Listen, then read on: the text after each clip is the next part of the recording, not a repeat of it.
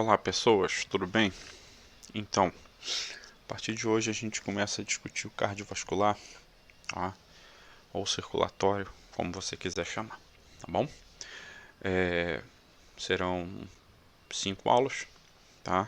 E hoje a gente começa. Bom, primeiro, para introduzir a questão, tá? A gente vai dividir o sistema cardiovascular ou circulatório em 3 sistemas diferentes, tá? O sistema sanguíneo, que vai ser formado pelo coração e pelos vasos sanguíneos. O sistema linfático, que vai ser formado pelos linfonodos e pelos vasos linfáticos. E o sistema hematopoético, que vai ser formado pelas medulas, pelo timo e pelo baço. Tá? Então a gente vai discutindo aos pouquinhos cada um deles. Bom, em aspecto geral, tá? O sistema cardiovascular, não importa se você está falando em linfático ou sanguíneo ou o que for, tá? As funções elas estão resumidas nessa imagem. Então você vai ter aqui a função de transporte de gases, transporte de nutrientes ou de metabólitos, né, os produtos da degradação, transporte de hormônios, intercâmbio de moléculas, distribuição, desenvolvimento e degradação de elementos imunes e coagulação sanguínea. Bom, então, especificamente quando a gente considera os vasos sanguíneos, tá, a gente tem 3 categorias de vasos: as artérias, as veias e os capilares. Quando você considera as artérias, tá, as artérias elas apresentam características de sempre receberem o sangue do coração. Tá? Então é como se o coração ele fosse o órgão central do sistema sanguíneo, tá? E as artérias elas recebem sempre o sangue do coração.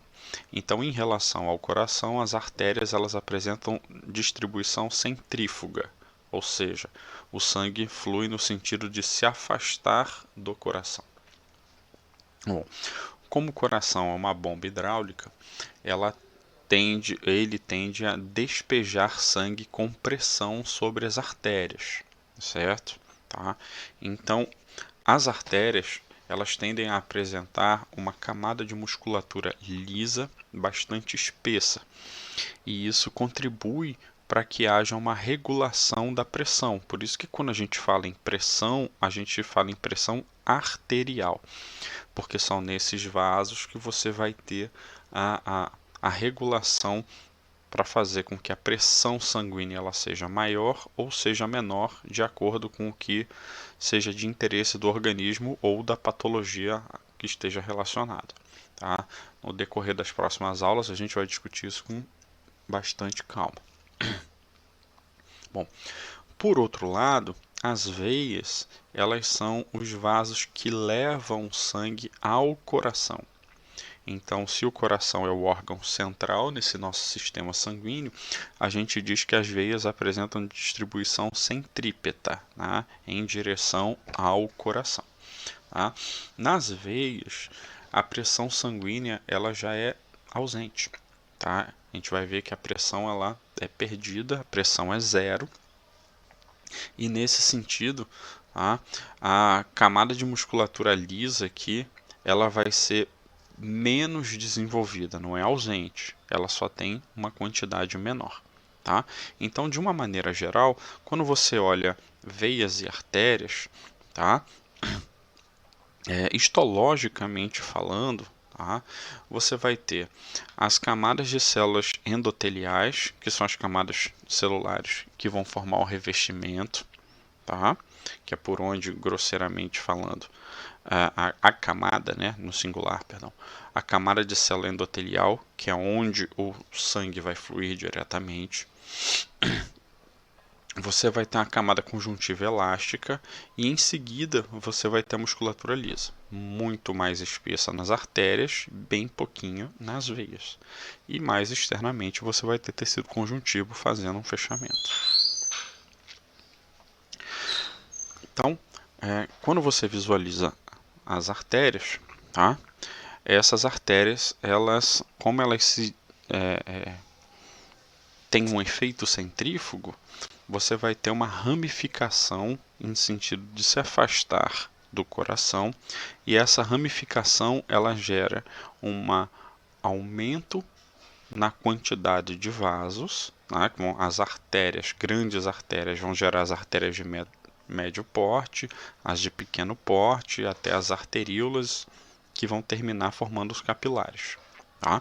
Então, esse sistema de ramificação ele vai fazendo com que a quantidade de vasos aumente, certo? E isso vai fazer com que eu tenha uma distribuição de sangue, e quanto mais eu distribuo sangue, a tendência é que o volume, ao ser espalhado, ele perca pressão. Daí a importância da musculatura lisa para garantir a manutenção de pressão na chegada aos capilares. Mais um pouquinho na frente eu falo mais sobre isso. As veias, por outro lado, como a gente viu, elas vão levar o sangue de volta ao coração. E na hora em que você leva o sangue de volta ao coração sem pressão, principalmente em regiões mais afastadas do corpo, como as pernas, né, os membros inferiores, existe uma certa dificuldade para retornar esse sangue ao coração.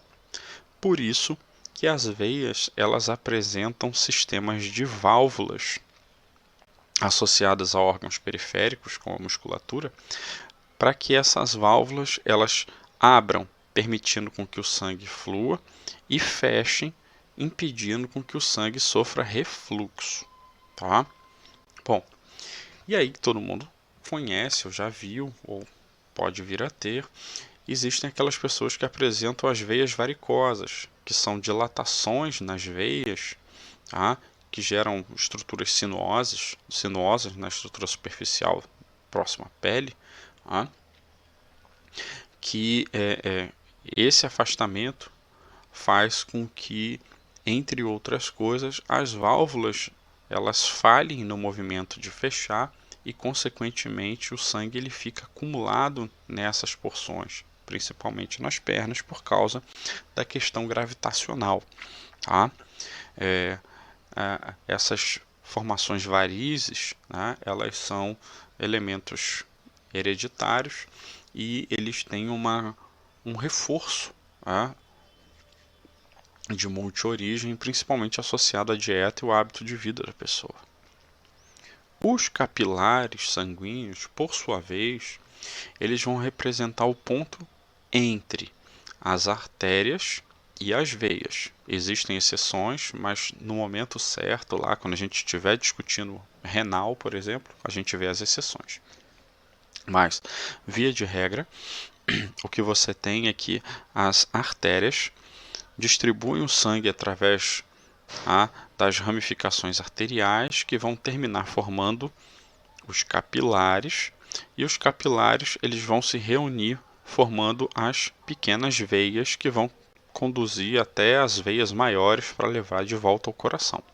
Então, o circuito geral, de maneira geral mesmo, você vai ter que o coração conduz as artérias aos capilares, os capilares às veias ao coração. Do coração para a artéria capilar, capilar veia, veia coração. Tá? Bom, os capilares eles são extremamente importantes porque os capilares eles não apresentam camada elástica, não apresentam musculatura lisa, não apresentam tecido conjuntivo externo nem nada. Os capilares são apenas endotélio, certo? Aquela única camada, tá? Mais fininha, e essa única camada ela vai ser extremamente importante porque, como o nível de resistência é menor, vai ser através dos capilares sanguíneos que você vai ter a troca de substâncias entre o sistema sanguíneo e o interstício, né, a porção externa ao vaso. Tá? Por isso que os capilares eles precisam ser extremamente finos e ao mesmo tempo eles são multiramificados para que possa irrigar todo o órgão de troca. Então, nessa imagem aqui, ó, a gente vê o fluxo sanguíneo no sentido, tá, da esquerda para a direita. Tá? Na hora em que o sangue chega no nível dos capilares, ele ainda tem pressão vindo das artérias, né? Pressão arterial. Só que, obviamente, essa pressão aqui ela tem que ser muito baixa. Tá? Por quê? Porque os capilares eles não têm musculatura para dilatar, então eles não aguentam pressão. Tá? Se essa pressão chegar alta, ela vai, pum, estourar. Bom, e aí lembra, se a rede de capilares estoura, você tem hemorragia interna. Tá? E isso não é bom. Então o que, que acontece? Na hora em que o sangue ele vem nesse sentido das artérias passando pelos capilares, a tendência é que, como ele ainda possui pressão, a pressão hidrostática de movimento de entrada, ela tende a ser maior do que a pressão osmótica.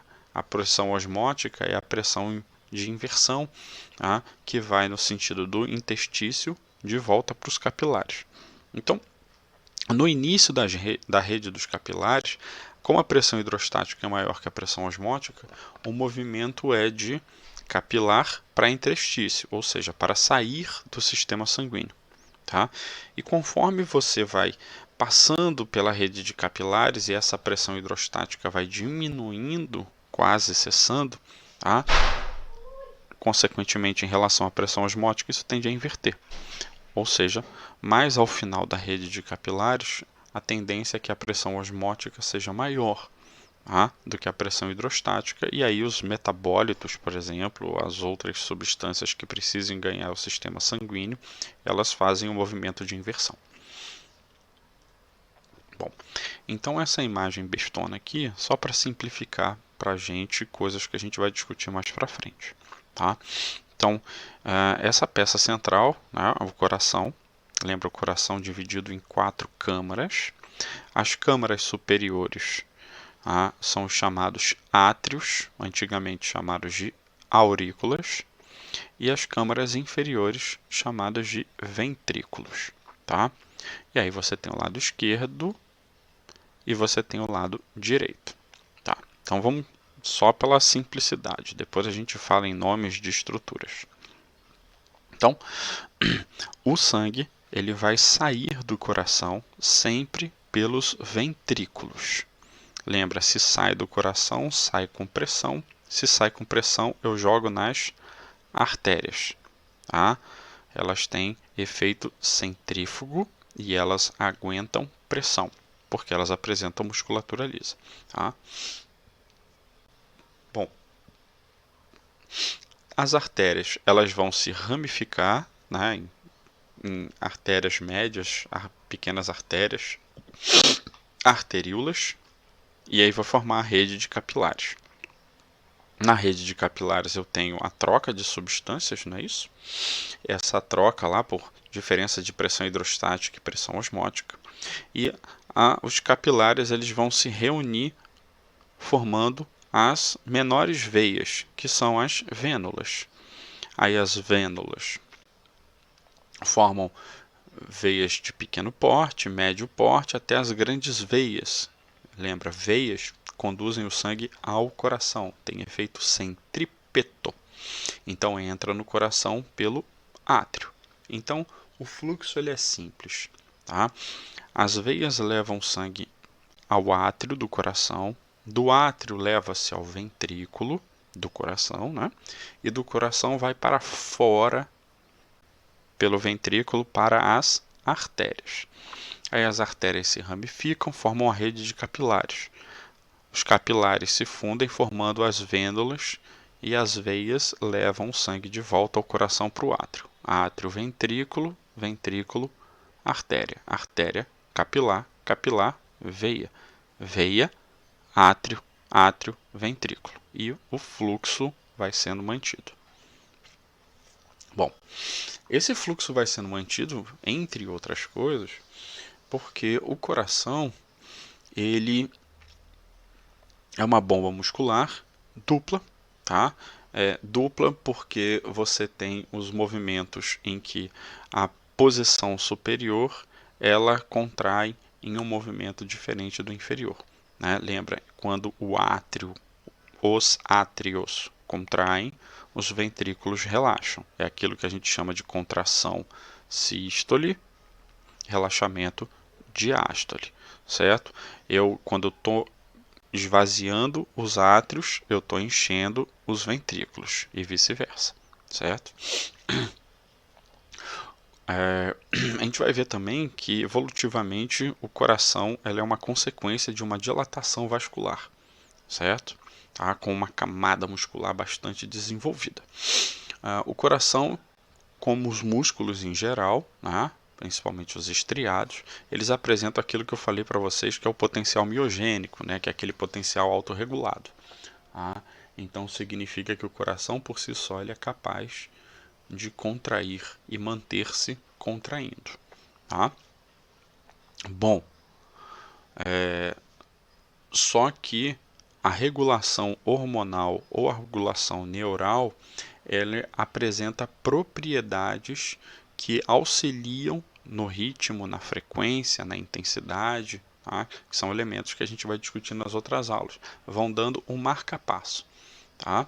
É aquela história, grosseiramente comparando, como um sujeito que está lá numa banda marcial, ele tem o bumbo para bater, ele pode bater por si só, tá? Mas se tiver lá o cara lá, faltou a palavra agora, que o regente lá da orquestra indicando o ritmo, as coisas funcionam melhor. Bom, o coração ele tem a forma cônica, tá? Uma forma cônica invertida. O ápice do coração ele fica mais para o plano inferior, certo? Enquanto que a base do coração ele fica mais para o plano superior. Tá? E ele apresenta uma ligeira inclinação de em torno de 40 graus. O coração está localizado na região do mediastino médio. Tá? Onde é isso? Bom, o coração ele é mais mediano do que lateral. Então, o coração ao lado esquerdo do peito é um pouco lendário, né? Ele é mais mediano com tendência de deslocamento à esquerda, certo? Bom, então de novo, ele vai estar localizado entre entre os pulmões, tá? Na porção anterior a ele você vai ter as costelas e o osso externo, tá? Na porção posterior a ele você vai ter a traqueia, tá? Inferiormente você vai ter o diafragma, certo? O músculo que separa a caixa torácica da cavidade abdominal. Bom, em relação à estrutura e composição, tá? O coração ele apresenta camadas, tá? Essas camadas, elas são as camadas pericárdicas, tá? As camadas pericárdicas do coração são o chamado pericárdio fibroso e o pericárdio seroso. A camada mais externa do coração, que é aquela que envolve ele, tá? É o pericárdio fibroso. Tá? Esse pericárdio fibroso ele é uma estrutura projetada por tecido conjuntivo que faz a fixação do coração com os órgãos que tem ao redor dele. Todos aqueles que eu falei para você, além de outros, como a musculatura intercostal e por aí vai indo. Bom, na hora em que você abre o pericárdio fibroso, você entra em contato com o pericárdio seroso, tá? Nessa imagem aqui, ó, a gente removeu o coração e ficou só as camadas do pericárdio seroso. O pericárdio seroso ele tem duas camadas, tá? A camada da lâmina visceral, que é a camada mais externa, tá? Está mais associada aos outros órgãos, às vísceras, tá? E a camada mais interna, que é aquela que está em contato mais direto com o próprio coração, que é a lâmina parietal. E entre essas duas camadas, você tem um espaço que é o espaço pericárdico, certo? Esse espaço ele tende a ser vascularizado e tudo. Então, essa camada mais externa, tá? Que vai ser formada pelo pericárdio fibroso e pelas lâminas do pericárdio seroso, elas são estruturas efetivamente protetoras e fixadoras, tá? Quando você abre a caixa torácica do sujeito, separa as costelas, afasta, vê lá aquele coração, faz o corte, expõe o pericárdio fibroso, cuidadosamente tira a primeira lâmina serosa, tira a segunda lâmina serosa. Na hora que você tira as lâminas, o que fica visível ali para ti é a porção mais externa do coração. E essa porção mais externa do coração é o que a gente vai chamar de epicárdio, tá? Bom, a porção mais externa é o epicárdio. Na hora que você corta o coração e vê a porção mais interna, que é por onde o sangue está passando, você está vendo o endocárdio, tá? E a camada, que é a camada mais espessa, entre o endocárdio e o epicárdio, é o miocárdio, certo? Que é a porção do órgão que é formada pela musculatura estriada, certo? Bom, além das paredes, das camadas, tá? O coração, como a gente já viu, tem cavidades. As cavidades superiores, elas são chamadas de átrios. No nosso caso, a gente tem dois, esquerdo e direito. E as camadas de cavidades inferiores vão ser os ventrículos, também esquerdo e direito. Tá? Bom, essas cavidades, átrios e ventrículos, elas são separadas umas das outras através de septos. Tá? Os septos aqui eles vão funcionar como paredes plenas ou paredes parciais. O septo átrio-ventricular é a parede que separa parcialmente o átrio do ventrículo, o átrio esquerdo do ventrículo esquerdo, o átrio direito do ventrículo direito. Como você sabe que o sangue ele tem que sair do átrio para o ventrículo, tá? Você já sabe que esse septo ele não é uma parede totalmente contínua, certo? Isso, tá? Você vai ter as válvulas lá no meio que vão permitir com que o sangue flua de cima para baixo. Vamos lembrar já já. Já o septo interatrial e o septo atrioventricular, eles são paredes plenas, que impedem com que o sangue saia de um lado para o outro. Então, quando você fala em septo interatrial, você está falando numa parede que separa o átrio esquerdo do átrio direito. E o septo interventricular separa o ventrículo esquerdo do ventrículo direito. Então, olha só. Aqui a gente tem uma imagem que mostra para a gente as válvulas que separam o átrio do ventrículo, tá? A gente já viu que existem os septos atrioventriculares, tá? E aonde o septo atrioventricular não faz o fechamento da cavidade, você tem a presença das válvulas. As válvulas são a tricúspide, que está localizada do lado direito do coração, e a bicúspide, que está localizada do lado esquerdo do coração. Tá? Essas válvulas elas abrem e fecham através de movimento muscular, permitindo com que o sangue flua do átrio para o ventrículo ou impeça com que o sangue vá do ventrículo de volta para o átrio, certo? Bom, e além disso, além das válvulas atrioventriculares, você vai ter as válvulas ventriculares arteriais. Lembra, quando o sangue sai do coração, ele sai do ventrículo para uma artéria, certo? Isso.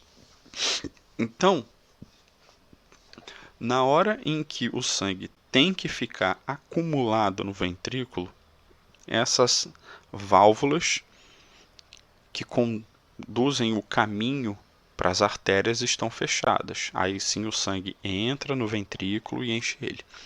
Na hora que o ventrículo contrai e vai jogar o sangue para a artéria, essas válvulas arteriais elas se abrem, tá? Bom, como o nosso coração do lado direito leva sangue do ventrículo direito para os pulmões, tá? Essas válvulas são chamadas de válvulas pulmonares, tá? Como o lado esquerdo do nosso coração, o ventrículo, quando contrai, ejeta sangue que vai ser distribuído pelo corpo pela artéria aorta, essa válvula vai ser chamada de válvula aórtica, certo? Válvula ou valva é a mesma coisa. Então entenda o seguinte, como eu falei, quando o átrio contrai, ele expulsa o sangue para o ventrículo. Quando o átrio contrai e joga o sangue para o ventrículo, as válvulas atrioventriculares estão abertas e as válvulas das artérias estão fechadas. Assim, sai sangue do átrio e vai para o ventrículo e não sai para a artéria. Quando termina esse enchimento ventricular, as válvulas atrioventriculares se fecham, o ventrículo contrai, ejeta sangue e as válvulas arteriais elas vão abrir para que esse sangue possa sair do coração e passar para as artérias. Especificamente, com relação a cada cavidade do coração. O átrio é só essa porção superior aqui, tá? Aqui embaixo já é ventrículo. Então, essa imagem mostra para a gente o átrio direito. O átrio direito, ele é o nosso chamado reservatório de sangue venoso, tá?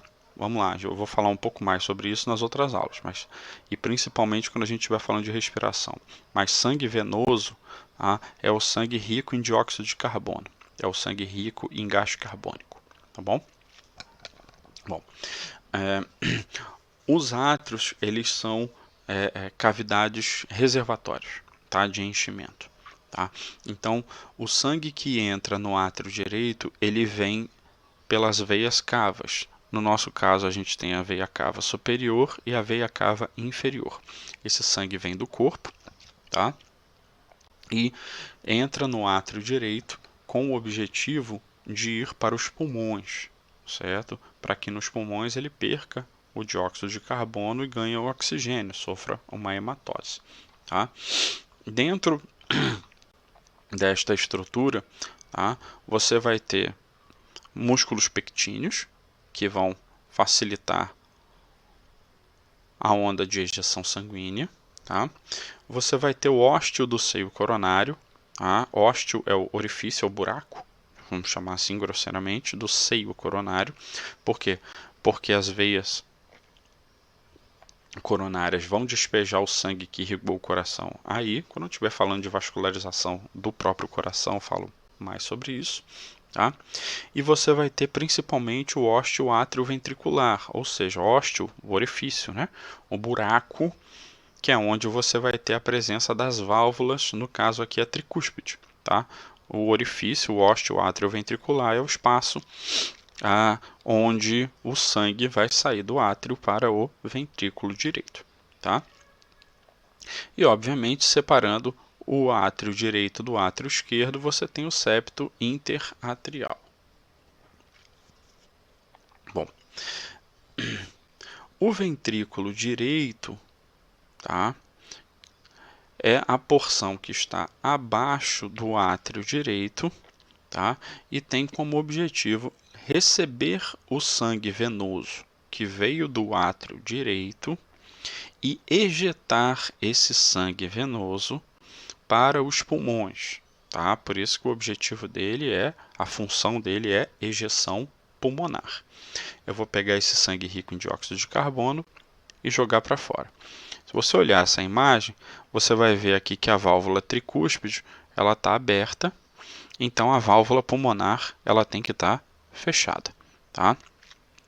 Bom, a válvula ela se move a partir de contração e relaxamento da musculatura que tem essas projeções, que são as cordas tendíneas, que fazem com que eu abra, como está aqui, ou que eu feche a válvula, certo? Então, nesse caso aqui, como a válvula está aberta, o ventrículo está recebendo sangue e, consequentemente, ele está em diástole. Ele está enchendo. Então, ele está relaxado, recebendo volume de sangue para encher. Na hora em que termina o enchimento aqui, a válvula tricúspide fecha, a válvula pulmonar abre e eu entro em sístole ventricular, contraio e ejeto sangue para fora, para as artérias pulmonares. Tá? Do lado esquerdo do coração, tá? Você vai ter como cavidade superior o átrio esquerdo. Tá? O átrio esquerdo, assim como o átrio direito, tem função reservatório. Tá? Como é reservatório de volume, é porque você lembra, o sangue veio das veias e quando vem das veias já não tem mais pressão. Tá? Então vai enchendo. Bom, só que o sangue que vem do lado esquerdo do coração, ele vem dos pulmões. Então, nos pulmões, lembra, do lado direito eu joguei o sangue venoso, o sangue rico em dióxido de carbono. E agora eu estou recebendo o sangue que é pobre em dióxido de carbono. Pessoal, não é ensino médio que a gente diz que um é rico em gás carbônico e o outro é rico em oxigênio, certo? Não é assim que funciona. Tá? O sangue arterial e também não é o sangue que vem pelas artérias, mesmo porque ele está vindo pelas veias pulmonares. Lembra, o que chega no coração é veia. As veias pulmonares estão trazendo ao coração sangue que veio dos pulmões. Esse sangue sofreu hematose e esse sangue ele é pobre em dióxido de carbono. Tá? Obviamente, em relação ao outro, esse é rico em oxigênio. Tá? Mas a nossa classificação ela é baseada na disponibilidade de dióxido de carbono. Então, esse sangue ele vai vir através das veias pulmonares. Tá? Então, esse sangue é arterial e ele vai preencher o átrio esquerdo, certo? Se está enchendo aqui, a válvula bicúspide tem que estar fechada aqui. Está fechada aqui porque o ventrículo estaria contraindo. O ventrículo está em sístole e aqui está em diástole de enchimento. Eu vou ter o septo interatrial que separa o átrio esquerdo do átrio direito e eu vou ter o septo atrioventricular parcial, tá? Porque eu tenho o ósteo atrioventricular que abre e fecha, exposto, né, através da presença da válvula bicúspide.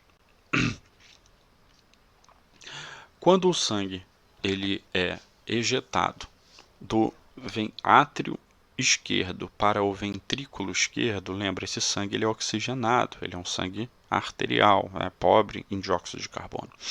E o objetivo é o quê? Pegar esse sangue que tem uma grande quantidade de oxigênio e distribuir pela corrente sanguínea para que eu possa fornecer oxigênio para o metabolismo das células dos tecidos desenvolverem.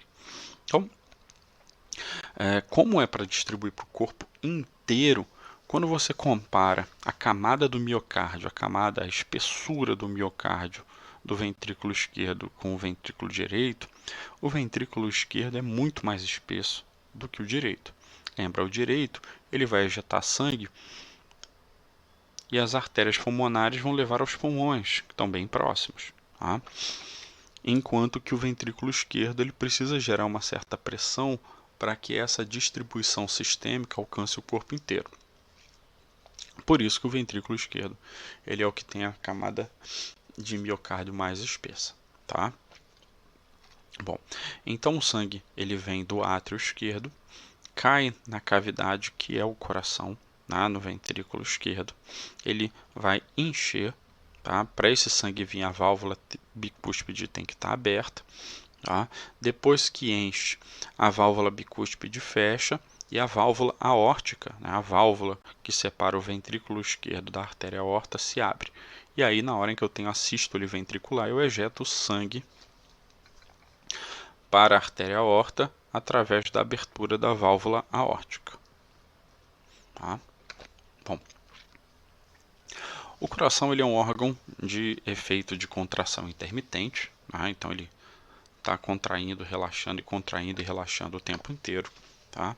Então é um órgão que exerce muito trabalho, tem uma demanda metabólica muito grande, só que ele é um órgão muito mal perfundido.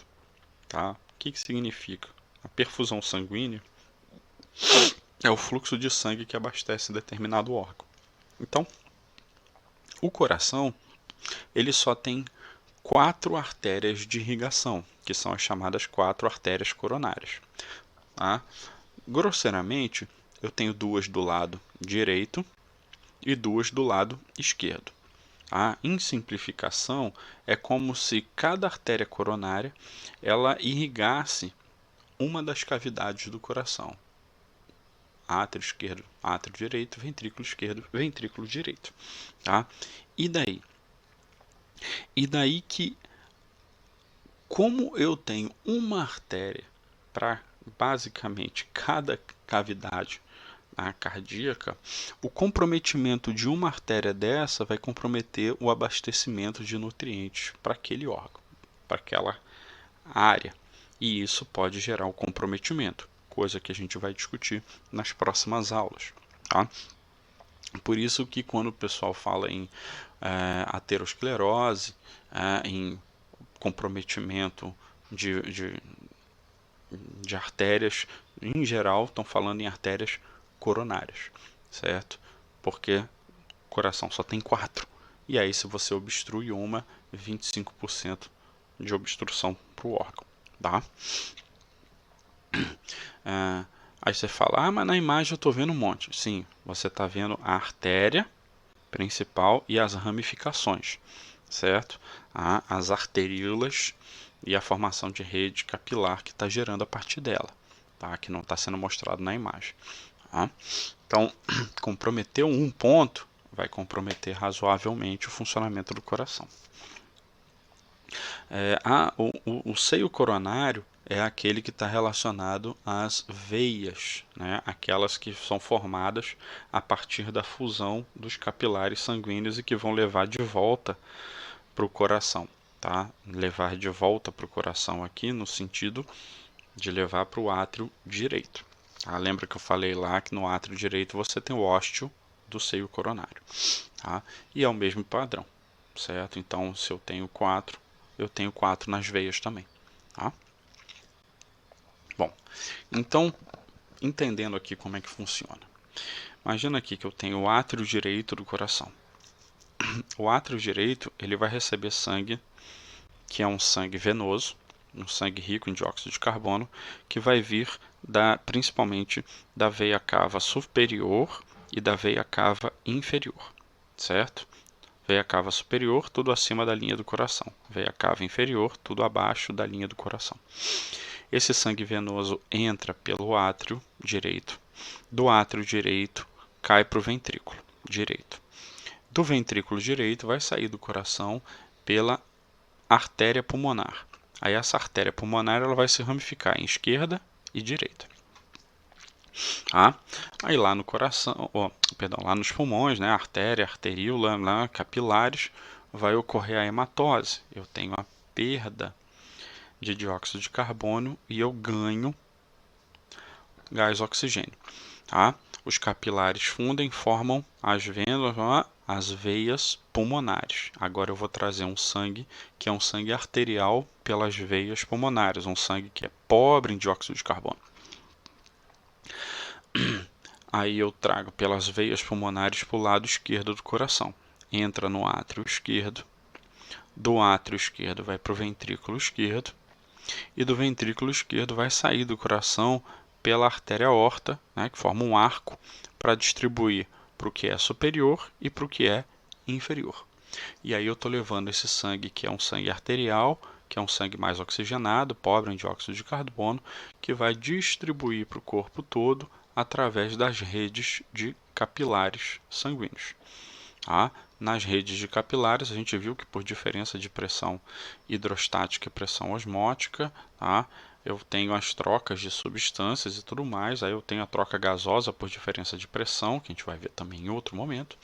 E aí, nesse sentido, você tem que o sangue ele deixa de ser arterial e volta a ser venoso. Então, se ele volta a ser venoso, ele vai voltar para o coração pelas veias cavas, pelo lado direito do coração, porque aí ele vai conduzir de volta aos pulmões para fazer o ciclo todinho de novo. Bom, perto do fim de hoje, tá? Nós vamos falar um pouquinho sobre o sistema linfático. Tá? O sistema linfático ele vai ser formado principalmente pelos vasos linfáticos, tá? E pelos linfonodos. Bom, em composição geral, tá? O sistema linfático ele vai contribuir com o recolhimento do líquido intersticial, tá? Que é a linfa, tá? Que são o excesso de líquidos e componentes viscosos que estão no intestício são recolhidos, tá? E são jogados de volta dentro do sistema linfático, tá? Vai facilitar a condução dos ácidos graxos, tá? Lembra, ácidos graxos são hidrofóbicos, tá? O plasma sanguíneo, a maior composição é água, então não tem como você transportar aqui. Você precisa de um líquido mais lipossolúvel para fazer a condução de ácidos graxos. Essa condução vai se dar através do líquido linfático. Por isso que os ácidos graxos eles são jogados ali. A gente tem uma aula essa semana só sobre isso. E eles vão facilitar também a participação do sistema imune, na resposta. Tá? Então, células como os linfócitos, como os macrófagos, eles utilizam o sistema linfático como rota de distribuição, além da possibilidade de utilizar os vasos sanguíneos. Bom, efetivamente, quando você fala em timo, tá? O timo é aquele órgão que está localizado também na região do mediastino, onde está o coração, só que o coração está no mediastino médio e o timo está no mediastino superior. Tá? O timo ele é um órgão que ele tende a atrofiar na puberdade, tá? E ele apresenta dois lobos principais, tá? Por isso que ele é bilobado, só que ele é assimétrico, um lado é maior que o outro. Tá? Anteriormente ao timo, você vai ter o osso externo, certo? Tá? Bem na porção mais alta do externo. E ele está apoiado no coração através da camada do pericárdio. Tá? Através do pericárdio fibroso. Lembra que é a camada mais externa, que é aquela que faz a junção. O timo ele tem como papel essencial a maturação, tá? Das células dos linfócitos. Tá? Então, durante o desenvolvimento de um evento infeccioso, por exemplo, tá? Os linfócitos imaturos eles tendem a amadurecer e uma vez que eles são amadurecidos no timo, eles são liberados na corrente sanguínea. O baço, tá? Para a gente chegar no nosso final, tá? Ele vai estar localizado na região do que a gente chama de mesentério dorsal à esquerda, então já está na região abdominal, tá? Então você vê por essa imagem aqui que eu tenho o fígado, o estômago foi removido, tá? O estômago, a bolsa estaria bem aqui e ela provoca até uma impressão no baço, tá? Tanto que o baço ele é lateral à esquerda, mais voltado ao plano mais posterior, por isso que ele é dorsal, certo? Bom, está próximo ao músculo diafragma, estaria localizado aqui em cima, que não está sendo mostrado. Tem a impressão gástrica, como eu falei aqui, tá? E tem uma impressão renal que não está sendo mostrada porque eu tenho a presença do rim esquerdo aqui, tá? Que não está sendo exposta. O baço, ele contribui fortemente com o processo de degradação e eliminação de células do sistema sanguíneo que foram desgastadas, tá? Células velhas, tá? Então principalmente as próprias hemácias. Então, através do baço, eu tenho a ação macrofágica que provoca a degradação dos das hemácias, e essa degradação, através da digestão celular, pela ação lisossomal, você tem a liberação de resíduos. Alguns desses resíduos vão ser excretados diretamente, tá? Outros resíduos eles vão ser aproveitados para a síntese de novas moléculas ou de elementos celulares, tá? Mas isso é tema para discussão em outro momento. Bom, foi mais espesso, foi mais longo do que eu esperava, mas é porque a quantidade de detalhes que são importantes para a gente entender as próximas partes, elas são bastante relevantes. Então, eu sugiro que vocês tenham cuidado com os termos, se eliminem dos vícios do que a gente aprende anteriormente, como o sangue arterial é o sangue que passa nas artérias, que a gente viu que não é assim. Sangue arterial é um sangue que é pobre em oxigênio. Então, sangue arterial é um sangue que é pobre em dióxido de carbono, que ele é rico em oxigênio. Então, tenham cuidado, entendam o aspecto anatômico, organizem as ideias, revejam, planejem. Se tiver dúvida, entre em contato, escreve, manda um comentário, tá bom? A gente se vê amanhã. Um abraço.